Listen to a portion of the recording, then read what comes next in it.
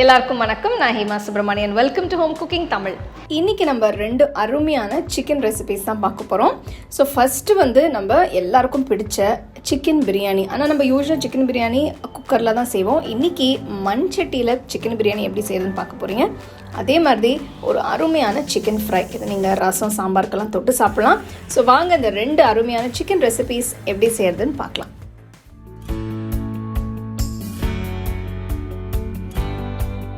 முதல்ல கோழியை நல்ல மசாலாவில் ஊற வைக்கணும். இதுக்கு 1 கிலோ கோழிக்கறி ஒரு பவுலில் எடுத்து அதில் 1 டீஸ்பூன் மஞ்சத்தூள், 4 டீஸ்பூன் மிளகாய்த்தூள், 2 டீஸ்பூன் தனியாத்தூள், 1 டீஸ்பூன் கரம் மசாலா, தேவையான அளவு உப்பு, இஞ்சி பேஸ்ட் 2 டீஸ்பூன், பூண்டு பேஸ்ட் 2 டீஸ்பூன், 1 கப்பு தயிர்.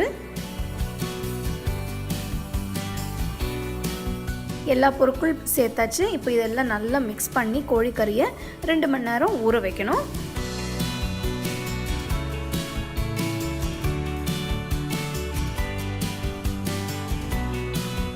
அடுத்தது ஒரு மண்சட்டியில் 3 டேபிள் ஸ்பூன் நெய் ஊற்றி இதில் பட்டை, கிராம்பு, ஏலக்காய், பிரியாணி இலை, நீளமாக நறுக்கின வெங்காயம் 5 இதையும் சேர்த்து 2 பச்சை மிளகா இதையும் போட்டு நல்லா வதக்கணும்.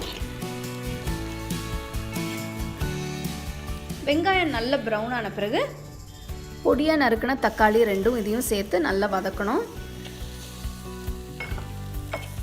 தக்காளி நல்லா வதங்கின பிறகு ஊற வச்ச சிக்கன் துண்டுங்களை மண்சட்டியில் போட்டு நல்லா மிக்ஸ் பண்ணணும்.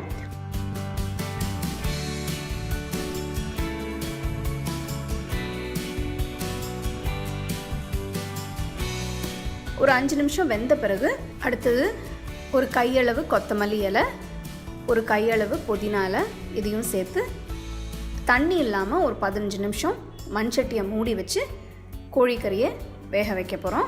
15 நிமிஷம் கழித்து பார்த்தோன்னா சிக்கன் கறி ஓரளவுக்கு வெந்திருக்கு. இதில் தேவையான அளவு உப்பு சேர்த்துக்கலாம். அடுத்தது சிக்கன் வெந்த பிறகு முக்கால்வாசி வெந்த பாஸ்மதி ரைஸை அது மேலே போட்டு நல்லா சமமாக பரப்பி வைக்கணும்.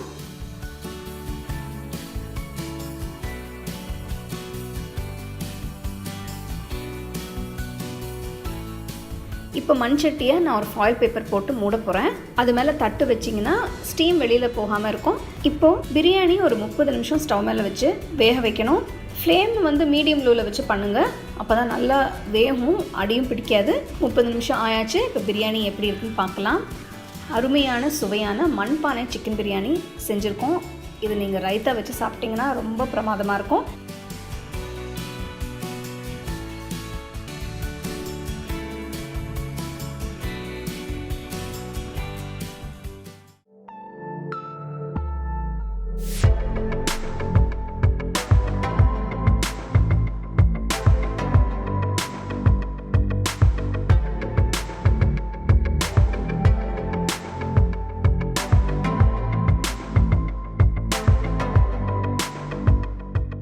அகல பேனில் 2 டேபிள் ஸ்பூன் தேங்காய் எண்ணெய் ஊற்றுங்க.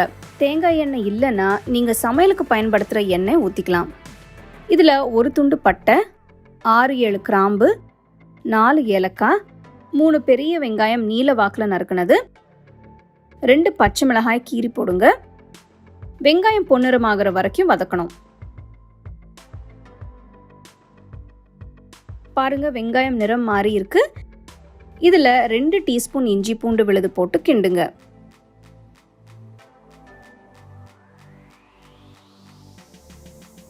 இதோட கொஞ்சம் கருவேப்பிலை போட்டு 2 நிமிஷம் வதக்குங்க.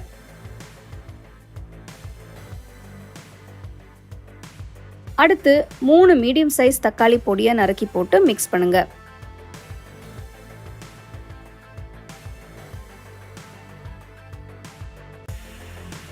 ரெண்டு டீஸ்பூன் கல்லுப்பு. உங்ககிட்ட கல்லுப்பு இல்லைன்னா நீங்கள் சமையலுக்கு பயன்படுத்துகிற உப்பு போட்டுக்கலாம். 1/2 டீஸ்பூன் மஞ்சள் தூள், 4 டீஸ்பூன் மிளகாய் தூள்,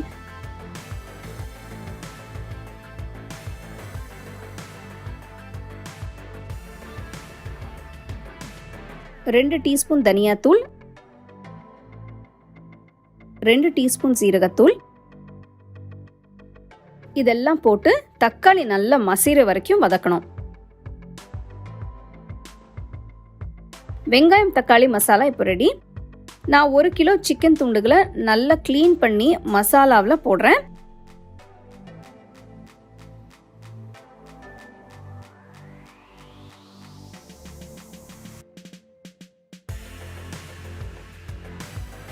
பாருங்க, மசாலா சிக்கன் பீசஸை நல்லா கோட் பண்ணியிருக்கு. ஸோ நீங்கள் எவ்வளோ சிக்கன் எடுத்திருக்கீங்களோ அதுக்கு ஏற்ற அளவு வெங்காயம் தக்காளி எடுத்துக்கோங்க. இதை 5 நிமிஷம் வேக விடுங்க. தேவையான அளவு தண்ணியை ஊற்றி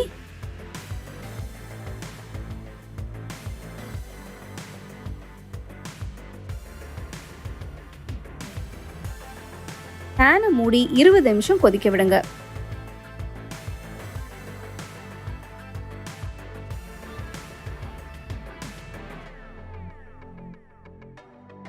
சிக்கன் நல்லா சாஃப்டாக வெந்திருக்கு. இதில் 1 கப் தேங்காய் பால் ஊற்றி மிக்ஸ் பண்ணுங்க.